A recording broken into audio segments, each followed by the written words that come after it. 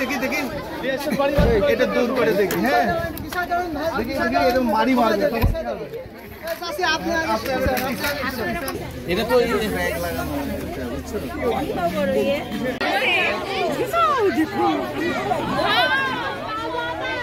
জিয়া সাহেব, শখ তাহলে কি নরম? হ্যাঁ নরম থাকবে, দেখেন নরম, ওই নরম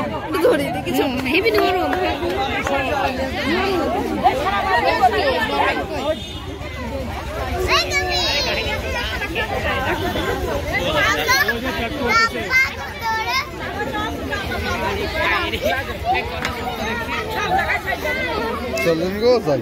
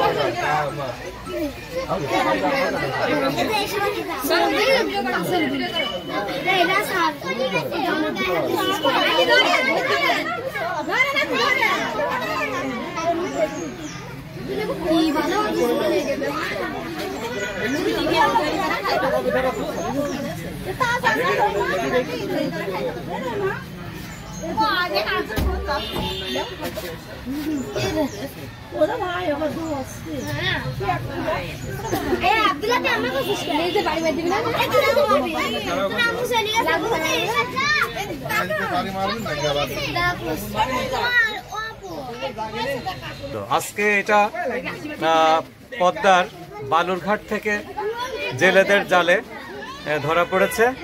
তো এইগুলো হলো আসলে মিঠা পানির কুমির, মানুষের জন্য অতটা হুমকি স্বরূপ না। এরা মানুষকে আক্রমণ খুব কম করে তাদের নিজের জীবন বাঁচানোর জন্য। লোনা পানির কুমিরের মতো এদের ক্ষিপ্রতা নেই, মানুষ খাদক এরা না। এরা মানুষকে নিজেকে রক্ষা করার জন্য কামড় দিয়ে থাকে। আর এটা নদীর জন্য অত্যন্ত উপকারী একটি প্রাণী। এই কুমিরগুলো আমাদের দেশ থেকে বিলুপ্তির পথে নেই বললেই চলে। তো দীর্ঘদিন পরে এই কুমির দেখা গেল, ধরা পড়েছে। আরো কিছু বোধহয় আছে এখানে। তো এটাকে সঠিক জায়গায় আবার উন্মুক্ত করা হবে, সেরকম একটি জায়গা যেখানে মানুষের থেকে কুমিরের নিরাপত্তা থাকে, যেন মানুষ এবং কুমির তাদের মধ্যে যেন কোনো সাংঘর্ষিক জায়গা না হয়, সেরকম কোনো একটি জায়গাতেই তাকে মুক্ত করা হবে। দেখতে ভালোই লাগলো, কিন্তু বাস্তবে দেখিনি। টিভির পর্দায় দেখেছি, ইউটিউবে দেখেছি, কিন্তু আজ বাস্তবে দেখলাম,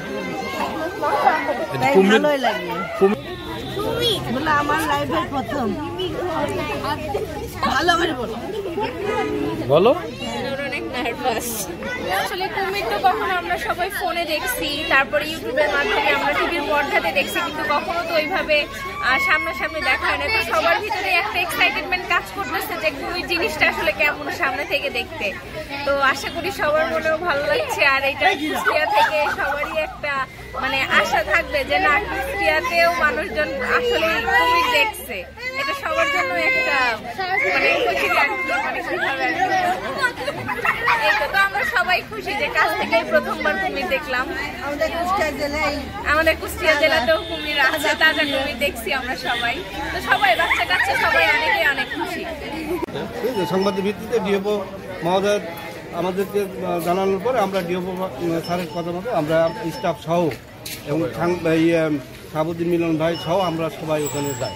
ওই তালবাড়িয়া বীরপুর উপজেলাধীন তালবাড়িয়া বালুরঘাট পুরাতন বালি থাকে, ওখানে যাই দেখি যে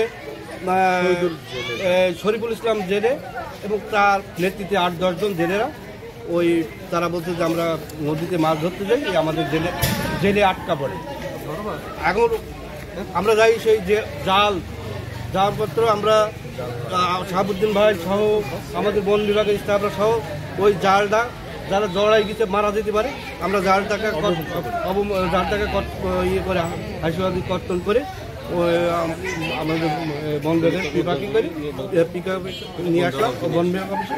এখন আমরা এটা পদ্মা নদীর গভীর জলে অবমুক্ত করে দেবো। 10 ফুট 2 ইঞ্চি লম্বা আর 3 ফুট 6 ইঞ্চি হচ্ছে বেগ। যেহেতু মিঠা নদীর মিঠা পানির মানে কুমির, এটা হচ্ছে সম্ভবত বর্ষার সময় বন্যা ইন্ডিয়ার থেকেও আসতে পারে, বিভিন্ন জায়গাতে আসতে পারে। এটা আমাদের এলাকায় যেখানে দেখা যায়নি, এখন এই বর্তমানে দেখা যাচ্ছে এই গোড়াই নদীতে, পদ্মা নদীতে দেখা যায়। এটা মানুষের জন্য তো কুমির এমনি, এটা শান্ত প্রকৃতির, এরা মানুষের ক্ষতি করে না, এরা মাছ কাঁকড়া ইত্যাদি খায়, মানুষের কোনো ক্ষতি করে না। এক মানুষও যাতে এদেরকে ক্ষতি না করে সেগুলো আমাদের এটা একটা সাবধানতা অবলম্বন করে চলা উচিত। ওখানে আমরা গিয়েছি ওই যে নদীতে, বলেছি যে আপনারা সাবধানে আপনাদের কার্যক্রম করবেন, গোসল করবেন, খাওয়া, মানে এখানে কোনো সমস্যা নাই, কিন্তু একটু সতর্ক থাকবেন যাতে অবাধে আপনারা ওদের ডিস্টার্ব করেন না, ওরাও আপনাদের ডিস্টার্ব করে। এই হচ্ছে এটা বিভাগীয় বন কর্মকর্তার মহোদয়ের সংবাদ ভিত্তিতে আমরা জানতে পাই যে স্যার বলে যে অমুক জায়গায় একটা কুমির ধরা পড়ছে তালবাড়িয়া বালুঘাটে আর কি। আমরা দ্রুত সেখানে আমাদের রেঞ্জার মহোদয়কে নিয়ে জনবল নিয়ে সবাই মিলে ওখানে যাই, যে দেখে শরীফুল ইসলামের জেলের জালে এটা ধরা পড়ে। তারা মাছ ধরতে যে জালটা পেঁচায় রাখে, পরে আমরা ওখানে যেয়ে দ্রুত ভিত্তি জালটা অপসারণ করি এবং ওকে সেফটির জন্য ওকে দড়িতে রশিদে বেঁধে আমরা নিয়ে চলে আসি অফিসে। এখন উপমুক্ত করার জন্য আমরা নিয়ে যাচ্ছি। দেখে অনেক ভালো লাগলো, নতুন একটা জিনিস দেখতে পেলাম। আসলে অনেক দেখেছি, টিভিতে দেখেছি, চিড়িয়াখানাতেও দেখেছি, কিন্তু বাস্তবে দেখে অনেক কিছু শিখলাম। আসলে কুমির কাছ থেকে দেখে যেগুলো শিখলাম সেগুলো দেখে অনেক কিছু বুঝতে পারলাম আসলে।